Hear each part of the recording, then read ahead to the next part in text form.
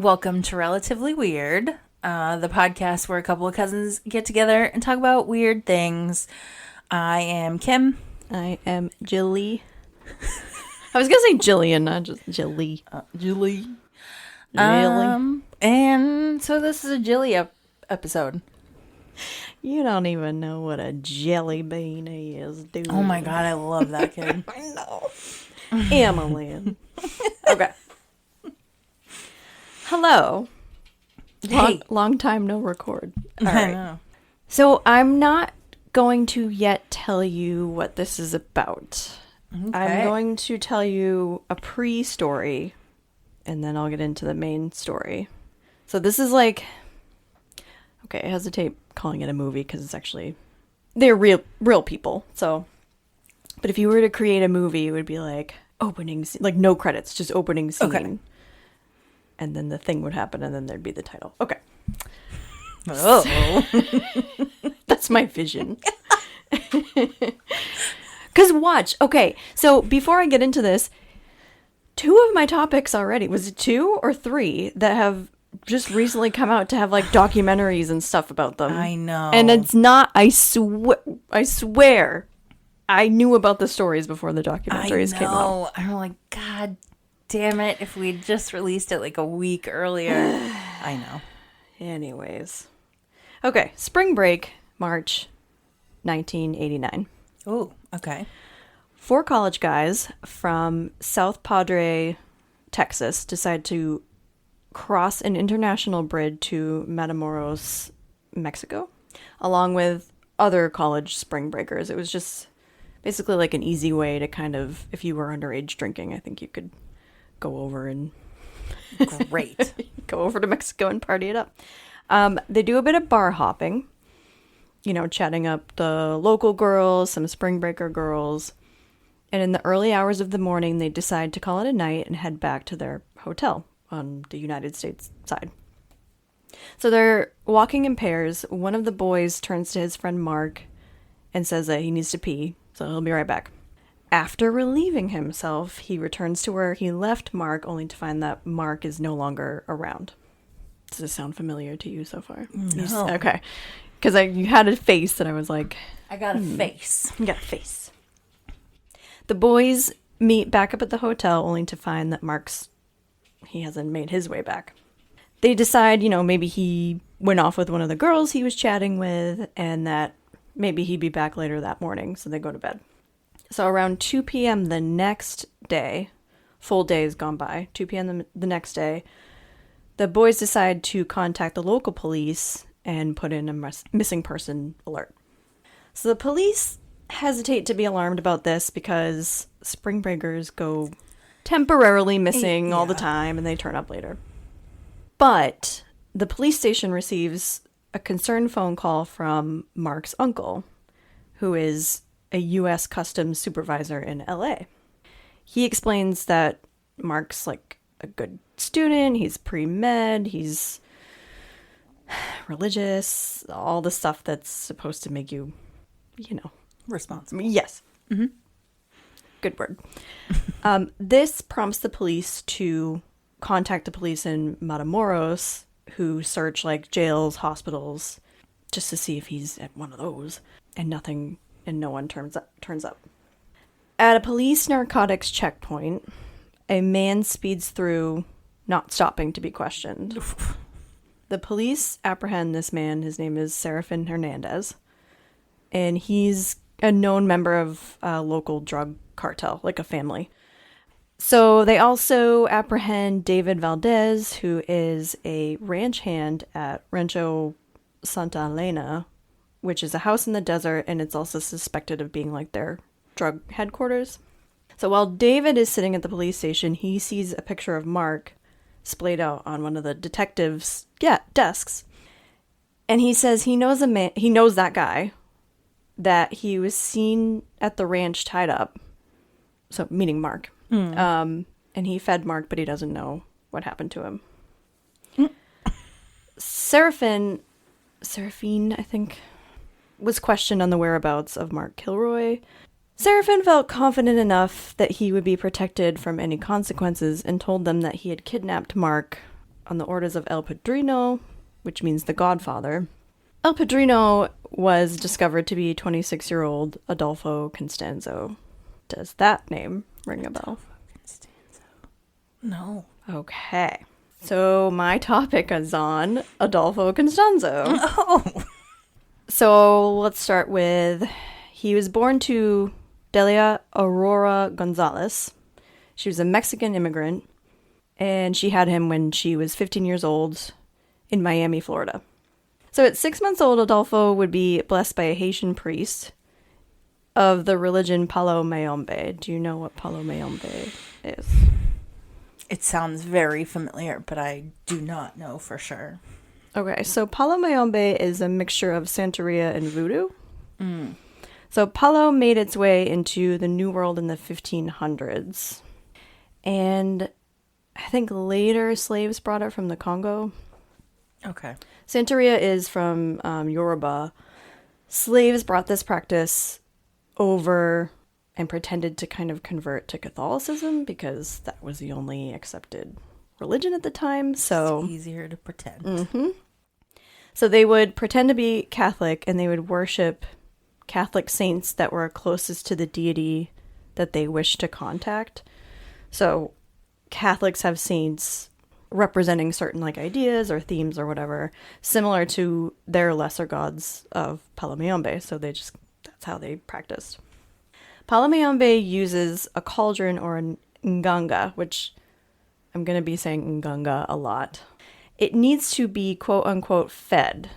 And when you appease it, it will do as you wish. So the practitioners will feed it. It says like 28 different sticks of different sacred trees, and then certain body parts of animals, like chicken heads and goats and spiders and that sort of thing. Spiders. Scorpions, anything, basically anything. And the bones of an already deceased person. Okay. Mostly skulls, so that it can allow it to think.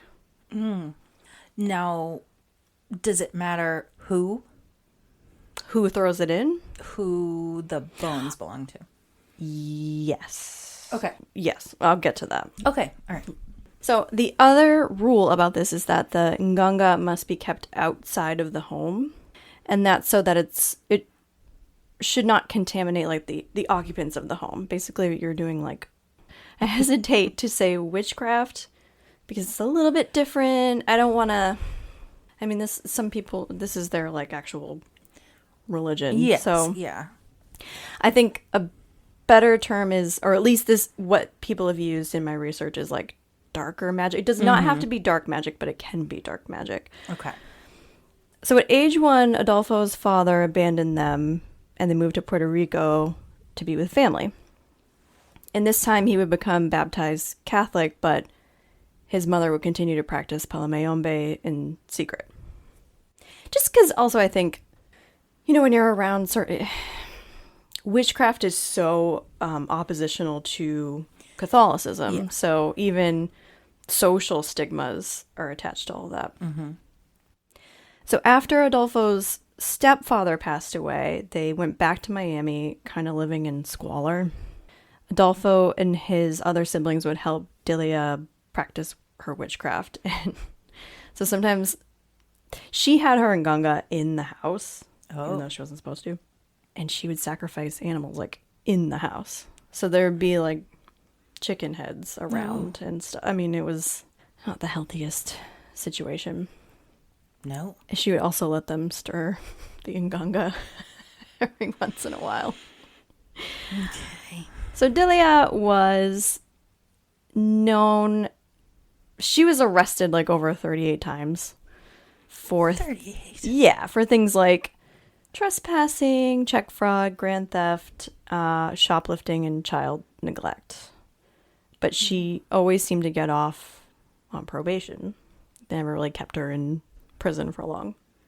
She attributed this to her hand in Palo Mayombe. Okay. So kind of like put like a shield around... To her, it put like a shield around her. So at age 14, Adolfo would meet and get a unnamed woman pregnant and not, I mean, he was a kid himself, but Yeah. he'd not ever be in the child's life. He dropped out of high school. He would cruise gay bars around this time, and he'd indulge in like petty crime, just kind of like his mom.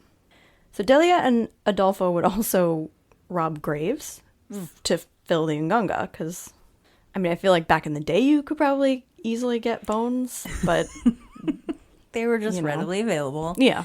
And now it's so much harder to find. Right. So she was also convinced that Adolfo would develop psychic powers. For example, Adolfo supposedly predicted Ronald Reagan getting shot and living through it. Oh. Do you remember that? Yeah. I mean, Well, not you know of it. remembered. Yeah. Not that elderly. So Adolfo would mentor under Apollo Priest, who foretold that Adolfo would be someone of importance. Adolfo pledged himself to Calian Pepe, which is basically the Satan of Palomayombe. Oh, okay. And the priests would carve mystical symbols into his skin, like on his back. So basically like scarification. How do you feel so far? Are you getting where this is going? A little bit. Okay. This isn't familiar to you because I was so afraid you're such an IDTV person. And, I know. And one of my, I'll tell you afterwards because I don't want to give anything away, but I'm like, she's seen this episode before. This is. No, it's not. Drug cartel stuff, like once it starts to get into that, I sort of feel like I'm like, ugh. It feels the same. Yes. Yeah. It's just like, oh, of course there's violence and oh, of course. So I tend to not, they don't pull me in as much. Yeah. So I don't seek them out really. In 1983, he would be offered a modeling job in Mexico City. Now, the pictures of him, okay, despite the mullet, he's not a bad looking guy. Mm-hmm. He would also get another woman pregnant at this time, and he wouldn't stick around. Oh my God, no way. The modeling job would allow him to network with agents and other models. He would offer his services of protection through various forms of magic. So he would do like cards. He might do like not shell reading, but like you cast shells and you Yes. Yeah. basically probably any form of like divination type stuff you could like think of. fortune telling. Yeah. Kinda, yeah. While reading cards in Miami, Adolfo began to make romantic connections with local men. So his first boyfriend was Martin Quintano Rodriguez, and later a younger man named Omar Francisco Orea Ochoa. So he also began to make connections with celebrities and like prominent figures of society. I think once you get into like, depending on how serious the modeling thing is, you're going to start to know people. So I feel like you see where Well, and this might be going. I do think that kind of rich and famous people sort of indulge in that fortune telling sort of. They use it like, oh, my spirit guide, and not spirit guide. I feel like that was the wrong word, but my like spiritual guru and Yes. sort of. So that makes sense. I feel like that makes perfect sense. He had clients like singer Oscar Athey, who experienced his career kind of going downward. So I think this was like his last. Yeah. Maybe if I, have some sort of magical protection, my career will take off. He worked with some government officials, police officers. He worked with doctors, real estate it says real estate speculators, like people, like, I don't know what you would call that. Real estate moguls. I don't know. Oh, maybe. And some nightclub performers. Just makes me think of people just like sitting around thinking about real estate all Well, the time. part of it was that he was supposedly like the in. So he's like, oh, I know when it's going to be fortuitous to buy this building or do that. Yep. He would offer ritual cleansings to those who felt they were cursed. At one point, he had over 31 regular clients who would pay up to $4,500 per ceremony. Jesus Christ. And I feel like some of these ceremonies, I mean, they would probably be like daily at some point. Adolfo would approach drug dealing cartels, offering them like protection for their drug shipments. So kind of letting them know like, this would be the best time to do this, you know, watch out for this person. And that was because he was like psychic and could predict what was going to happen. He would convince them that they would become bulletproof and invisible to police. Yes. It's very believable. His nganga would contain like exotic animal parts. So boa constrictors, zebras, and lion cubs. The fuck is he getting a hold of zebras? Zoos maybe? Oh, or God. well, if you think about it, like what is it, like Texas? I feel like doesn't have a lot of laws about what you can own. I don't think Miami does either. Right. So Yeah, I think that's there's a good lot of point. things that you could get shipment wise. That must cost a fortune. No wonder he's charging $4,500 Yeah. a pop. Yep. His connections with some police officers would allow him to pose as a police officer and like raid rival drug cartel. You know, I mean, they would really be doing a raid, but it would be to basically screw them over, you know? Wow. Yeah. Yeah, so clearly he knew how to sell himself. I mean, Yeah. you know. I mean, this guy has a level of confidence that I just... And like I Wow. said, he was in his 20s, early 20s. Right. Yeah. Holy crap. Like he could, this is the thing, like these people, I'm like, you could do so well in sales and have a legitimate. And so many good things. Like, Yeah. you could use your skills for good. Yep. People, well, we'll find out. Okay. So he would begin to demand more from his clients from time to time. So like one drug dealer, he requested that they split their profits with him 50-50. Yeah. Wow. Mm-hmm. And clearly the guy was like, yeah, no. So, you know, he was like, well, I'm not going to protect you anymore. And he left in like a huff. So the following days, Adolfo would call this guy and be like, oh my God, you know what? I don't even know what happened. A spirit possessed me. And like, that was totally unfair. Let me come to your house and I'll make sure that the spirit doesn't get you. And I'll help your family. I'll help your employees totally for free. Mm-hmm. So the drug dealer is like, okay, yeah, sure. So he comes in, he starts doing his ceremony with the nganga in the house.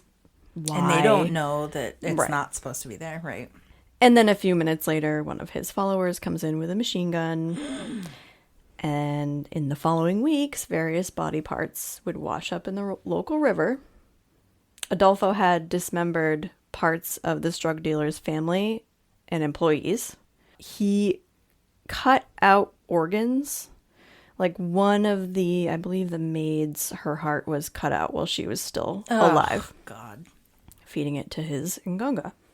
And then as this would come up, police would write it off as like rival gang activity. Oh, right. In 1987, Adolfo met Sarah Aldrete. Oh, Sarah. No. Sarah was another person who was really smart, but made questionable choices. Sarah, she was like college educated. She had like a promising future, but she became the girlfriend of like a drug dealer, Emilio Hernandez. Now, Adolfo wanted to get in with a family. Like, he wanted to get into a specific, like, successful cartel. So he saw Sarah as a way to do it. So one day, he cut her off and he stopped his vehicle in front of her vehicle. Mm-hmm. Like, he was like, you know, hey, roll your window down. And she's like, no, friggin' weirdo. And then he would, like, stop. And I guess everybody at that, you know, was kind of skirting around, was like, hey, just talk to him, blah, blah, blah. Like, okay. Yeah. Because it's perfectly normal behavior. Right. That you should reward. Yeah. Anyway. She didn't know that he had been watching her for weeks. Gross. Yeah. So she eventually became charmed by him and left her boyfriend for him. And he would do things like to make her feel special, basically. Like he was like, "Oh, when's your birthday?" And she told him, and he was like, "That's my mom's birthday. That's crazy." And he would like call his mom up and be like, "Mom, I met this girl. She must be special because you guys, all this mystical stuff about birthdays and whatever." And he would also introduce her as his wife in public. But he said it was like, "Oh, well, it's protection. Like if people know that you're my wife, they're not going to mess with you." And she just ate it up. I mean, she thought that she was... He's just love bombing her. Yeah. So he would also teach her the ways of Palomayombe, which that was really what got her to stay. And eventually he was like, "I'm actually into men, but I want you to be a part of... I mean, I think we can say it now, the cult. I want you to be a part of my For sure. cult." Yeah. Yes. I don't know that this specifically had like a name, like a cult name. I think it was just like his people. Yeah. Oh. So she would be known as La Madrina, which is the godmother. And her ex-boyfriend, Emilio Hernandez, he eventually became another follower. So like, you took my girlfriend. Oh my God. Now you're in my family. And you're like... I was going to say, Yeah. You wanted to get in with his family, so you stole his girlfriend? Yeah. And I he think made it it was work. like... So I didn't really go into this, but he was like, at first, "Oh, we can all be friends. Let's go for lunch, da da da." And then I think probably Emilio was like, "Yeah." I mean, he might have just been like, "Whatever." Like, he probably had other girls. Yes. Oh, yes. So. True. But he was a charmer. I mean, he charmed this guy just like he charmed Sarah. So Adolfo eventually convinced his followers that the more pain and suffering the victims endured, the more favorable the Nganga would be to them. Gross. Which is what, like, the whole cutting the hearts out while they're still alive and taking fingers and all that stuff. Like as if it wasn't fucking bad enough. Yeah. Okay. Police would discover over 23 ritual murders, but they believed there was like much more. Some would be rival gang members. So again, it would kind of just be like, oh, gangs. Right. Just Gangs. casualties of the drug situation. Yeah. But others would be random individuals. So, apologies, but sometimes Adolfo would rape the victims before he murdered them, feeding them. I mean, it's just part of the whole suffering thing. So he would order coat hangers to be embedded in a victim's spine after death, so that when the body decomposed, he would be able to pull the necklace out and pull the hanger out and make a necklace, is what I was going to say. No. With the remaining part of the spine. Mm-hmm. Oh my God. A random man walking home, he's unidentified to this day, so we don't know who he is. They kidnapped him. And while he was in the car, he made so much noise that they shot him before they brought him to the ranch. And Adolfo was furious because he was like, they need to suffer. They need to be alive when I'm going to do the whole ritual. So he was like, next person you see, bring them in alive. We need to feed the Nganga. So they kidnapped 14-year-old Jose Luis Garcia, who was a helper on like a local ranch, not their ranch, just another ranch. He was Emilio's baby cousin, and still he was beheaded and fed to the Nganga. Jose's mother reported him missing, but the police were like, he must have crossed the border to get a better life. Oh, yeah. In America. Definitely at 14. Just, yep. Mm-hmm. And she was like, no, that's not what happened. Next, they kidnapped another drug dealer. I don't know if he was like from a gang or if he just kind of worked alone, unidentified, whom they tortured by cutting off his fingers and starting to like skin him alive. God in heaven. Mm-hmm. But the man never screamed. He never uttered a word. So Adolfo became annoyed and killed him. And he said that they couldn't use his body because his spirit would never serve them in the afterlife. So that was part of when you, in his mind, first of all, you're not supposed to kill people and put them in there. It's just supposed to be bones from people who have already been deceased. But I think to him, the worse off they were, and the more pain they were in, obviously, they would serve you. They would be so scared of you in the afterlife that they would serve you. He next set his sights on an American to sacrifice. He said he needed like a smart, his words, not mine, a smart brain to feed to the Nganga. So everybody, and he also wanted protection in the States. So the people that he had been killing were in Mexico. Mm-hmm. So he felt, okay, these spirits will protect me on this side of the border. We need an American. Because they won't get, the Mexican spirits can't cross the border. Yeah, I mean, I don't know. Their ghost green cards. Yeah, right. Jesus Christ. This man is making me very angry. Mm-hmm. So he knew that spring breakers come over the border all the time. And he knew, March is coming up. So we'll wait to make our move. And they're college students, so they're smart. Supposedly. That's what yep. Thanks. Some of his followers, including Serafin Hernandez, followed Mark Kilroy out of the bar one night.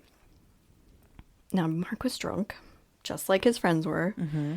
They chatted him up. They offered him a ride back to his hotel. And in his drunken state, he accepted.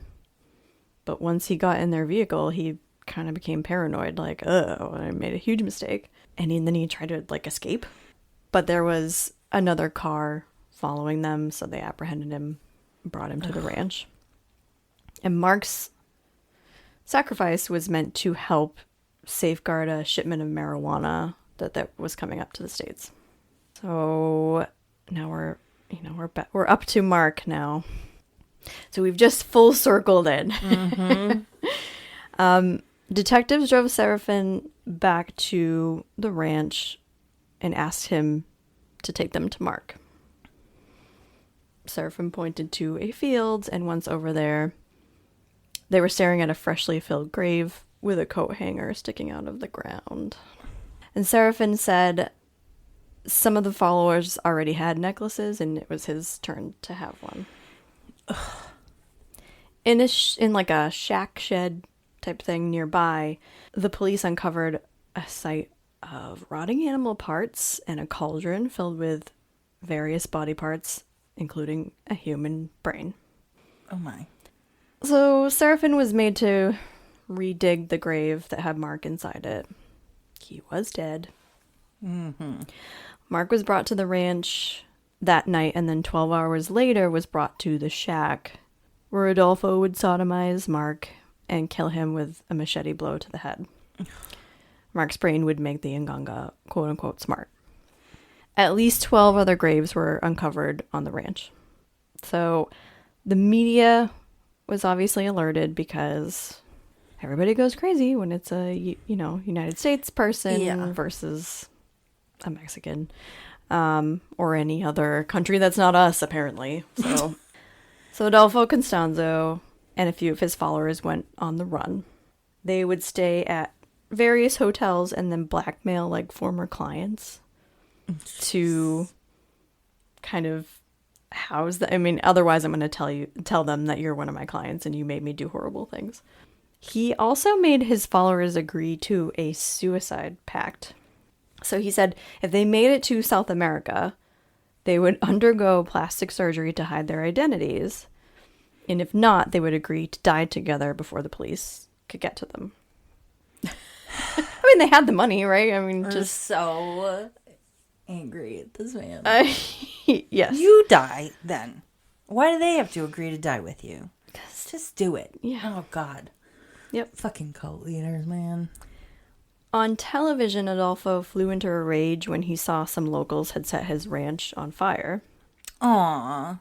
And Sarah was obviously she went with him. Mm. She would claim that while she was at an apartment, she dropped a note on the street for someone to read saying that she was being held hostage and to tell the police. Okay. supposedly someone had taken it and didn't take it seriously. This is her words.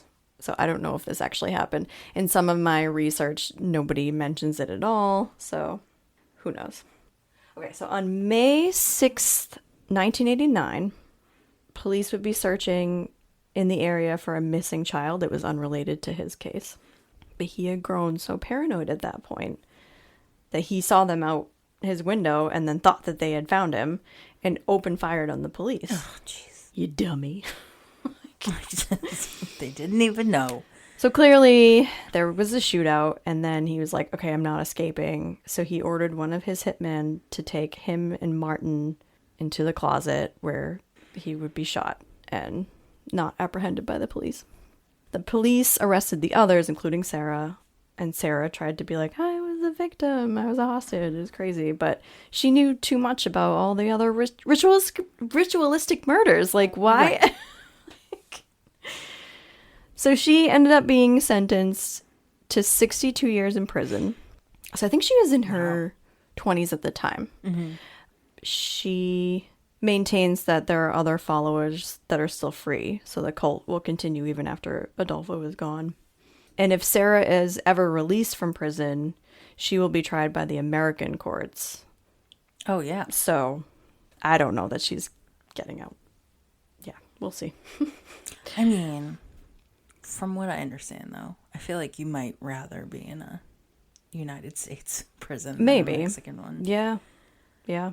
So Mark's family, they used some of the funding that the public gave them when, they were searching for Mark, to secure 2 funeral homes for the unidentified bodies that were found.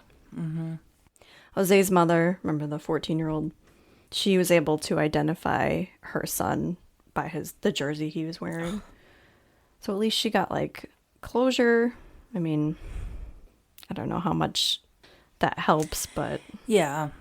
They also set up a foundation in Mark's honor to help those with drug addictions. Adolfo's brother.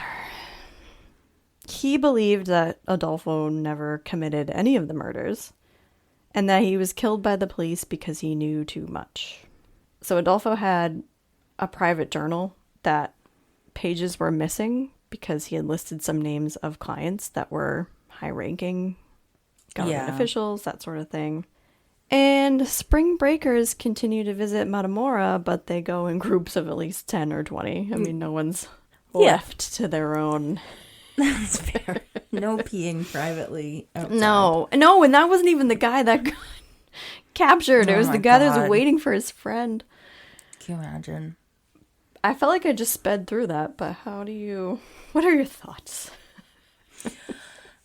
I'm certain that there are officials who probably are thrilled that he's dead. Yeah. But I can't imagine, it's not like those people didn't die. Like, they died. They were murdered. Yep. Period. It doesn't, I'm sure the officials are doing some sort of cover-up to protect the police that are involved, but I can't imagine that someone would think that negates what happened.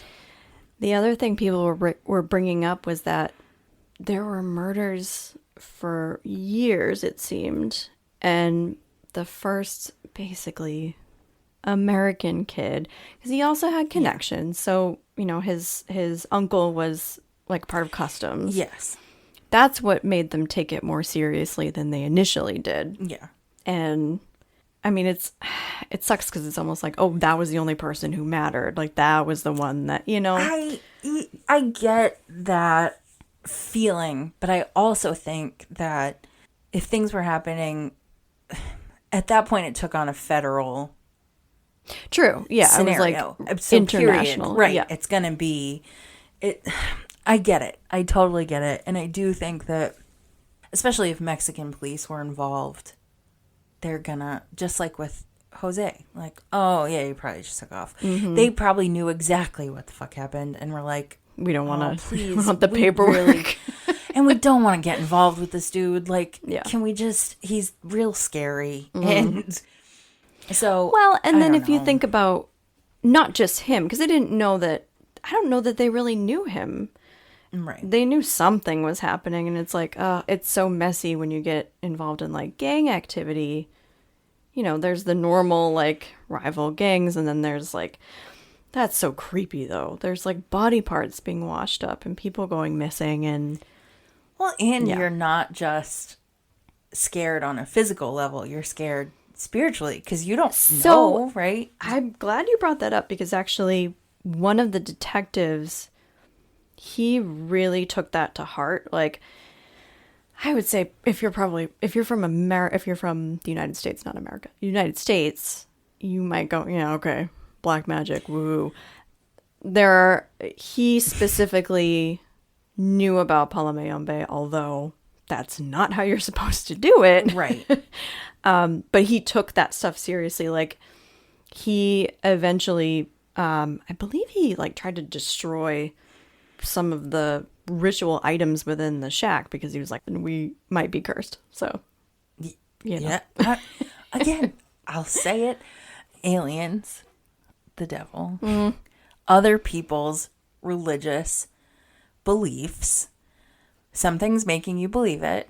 Just because I've not experienced it myself doesn't mean I'm going to sit here and be like, that's bullshit. I don't mess with that. I wouldn't, stuff. Right. It's like there's no harm in not messing with it. Yeah. Right. And I think, so it threw me off because when you were talking about like a cartel, and then I'm like, oh, no. Yeah, she is talking about, this is a cult. This is, and that's why I did it that way. So smart.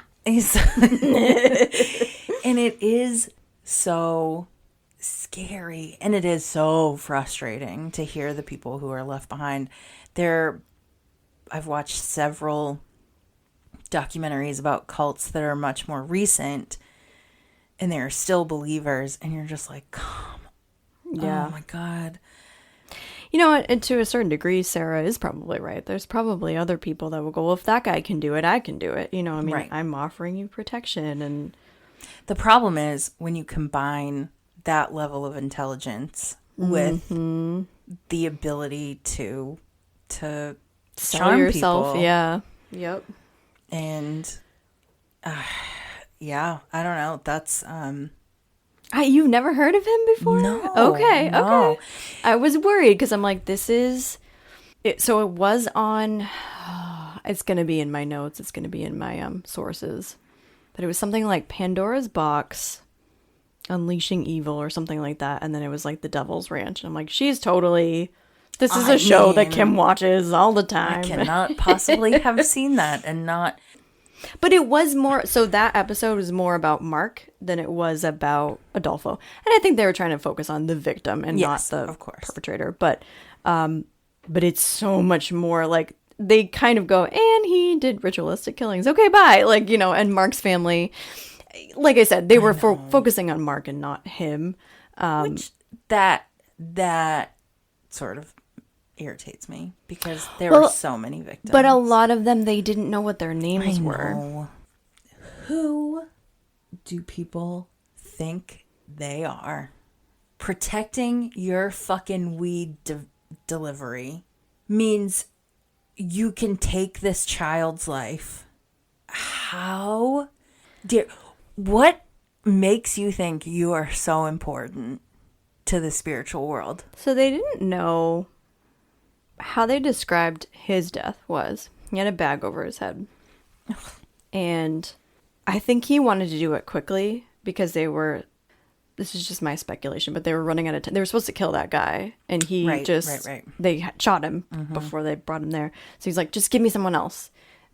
They brought the first person, and then I believe he just beheaded him. And then when he lifted the bag, they realized it was Emilio's baby cousin. And they were like, oh well. And they just kept on with their whatever drug shipment they had that day. It just makes me so mad. And I think I feel that. I mean, anytime I watch anything or hear anything about people murdering other people in general, it's just like, how dare you? What on earth gives you the right to decide my needs trump this person's life, just in general. From very young, his mother told him, now I don't know how many siblings he actually has, but his mother was like, no, you're going to be someone special. So you have that in your mind the whole time. You're like the golden child. You're going to go grave robbing with mom. Like, you're, I think this is one of those things where it's like nurture. The opposite. Where, his mother didn't even practice Palomayombe the way it's meant to be. I mean, you're like, and here's the other thing. You are sacrificing animals. That's the first thing that people say when you're like, okay, you're going to become a serial killer. It's animals. Now, I know, I don't know how this is done. I don't think people look favorably on Palomayombe, but I also think it's because there's a large, like, Catholic or Christian community as well. Yeah. But I do think, for the most part, well, I don't know. I think you could do light or dark magic with it. Right. If you're going to kill chickens anyway to, like, eat, maybe you're like, well, we'll put them in the nganga, like the heads or whatever. And I don't know if you're supposed to do it fresh. I don't know if you're supposed to do it. Kim's laughing at me, but I don't know. I think animals are tricky, I know. When you're sacrificing, and these, like, exotic animals, it just makes it more like, ooh, mystical, whatever. But, I know we have different feelings about animals than maybe some other cultures do. And maybe that's also why he was like, this is normal, know? And what better than to have humans? Humans are like the next level animal. Yeah. So, but you're not supposed to. Well, and I think that's a trademark of cults too, though, is to take an established religion and then kind of bastardize it into your own needs. Yeah. Yep. And tell people, like, well, but logically, doesn't mine make more sense? Well, look at, my mom. My mom was protected and I'm protected. No one's caught me in years. And, he also used, which I think people who, make a career out of being on TV and maybe being like a medium or something. Yeah.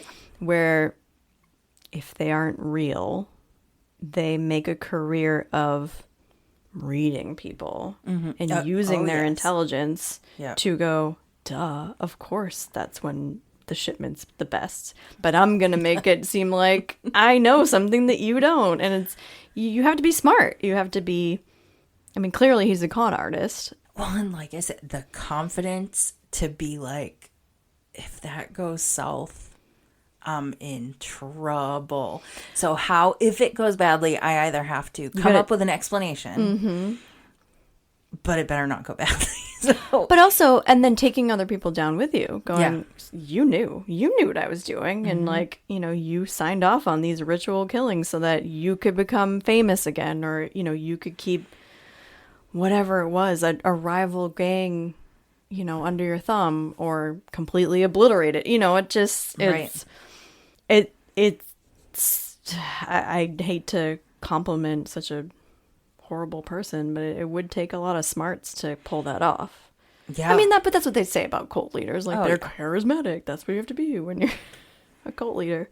Yeah. It's, I don't know, man. But good for Mark's parents, at least. If they couldn't do something more for their kid, at least they kind of helped people get some closure with the, the bodies in the funeral homes and stuff. And you're just, it's almost like every single instance of murder, you're like, one thing, God, if one thing had been different. Yeah. If you didn't have to pee, if you didn't get drawn in. If you had stayed on, like, this side of the border, you know? Yeah. That's a little off-putting. What? That they're just like, up, over this bridge. We're going to go. And people still do it. It's just very, being drunk in another, you don't know your surroundings, and No. I mean, even as far as like, if you don't bring any like valuables, people will take advantage of you. You know, Right. you're not in the right. If you're a tourist in a city, you know. Well, right. And yeah, somebody from the U.S., a college kid, drunk in a bar in Mexico, you're sticking out like a sore thumb. Yeah. Everybody sees you coming. So yeah. it's... Yeah, the pictures are very 80s looking. I'm sure. Mark is a blonde with a mullet. They're coming back. They are, yes. It's But very not strange. like that, though. You'll see. Yeah, what'd you think? That was different for you. Yeah. That was definitely a sort of a me story. Yeah. I know we haven't done a cult one yet. No, though. we haven't. And I'm glad that the one that we started with is, I've never heard of it before. Yeah, I know. You know, cults are, because you're like, everybody, what else can I tell you about? Yeah. And I think Jonestown or whatever. I think I'm like you, where I'm like, once it gets to be like cartels, it's so messy. Yeah. And it's somewhat predictable, like when it's gang on gang. That's what you think when it's like gang stuff. But because I wrote his name down, you know, I have a list of topics, and I'm like, who is this guy? Because whatever I read made me go, ooh, this is interesting. Yeah. And it was interesting, to say the least. It was interesting. Yeah, it took some turns. Yeah. For sure. That's, I don't know. Just the psychology behind people who get sucked into the cults is so fascinating. And because you find yourself, like, when you watch those shows and they show you videos of the people, the leaders or whatever. Yeah. How often do you sit there and go like, are you fucking kidding me? If that person said what they're saying to me, and I understand I'm not bad mouthing people who fall. I understand that they are in a position emotionally and psychologically, that's vulnerable. And these people see that and they go after them specifically. But it is so, you're just like... Well, like with Sarah, right? She wasn't involved with the best people to begin with anyway. Right. I think she wanted to feel important, and that's what they do best. We can sit here and say he charmed her, but like, you don't know, you're not in her position. Not that, I don't know, but they also didn't have what we have now. Like, we have a bunch of podcasts being like, hey, don't fall for that. That's a cult line. They're love bombing you. All of these terminologies that were not known or used back then. Yes. So we can name things now, you know. But if a guy cuts you off in traffic and then is like, get out of your car, I want to talk to you. Don't get out of your car. Don't do it. We're learning. And also, if he like sacrifices a zebra in front of you, maybe walk away. It's my bit of advice. I choose the zebra. Not the lion cub? A lion cub. Yes, the lion cub. Fuck him, man. I know. That makes me so mad. I know one of the Just a baby. I know one of the people was like, he wouldn't dare brought a whole ass lion. Like, he had to do a, you know. Oh, he couldn't handle the adult. He had to get a baby. Mm-hmm. Ugh. Yeah. Oh, that makes me so mad. So that was our first cult. Yeah. Wow. Interesting. Kind of true crimey. We're trying to spread out the topics. So. Well, good. We had an array of things.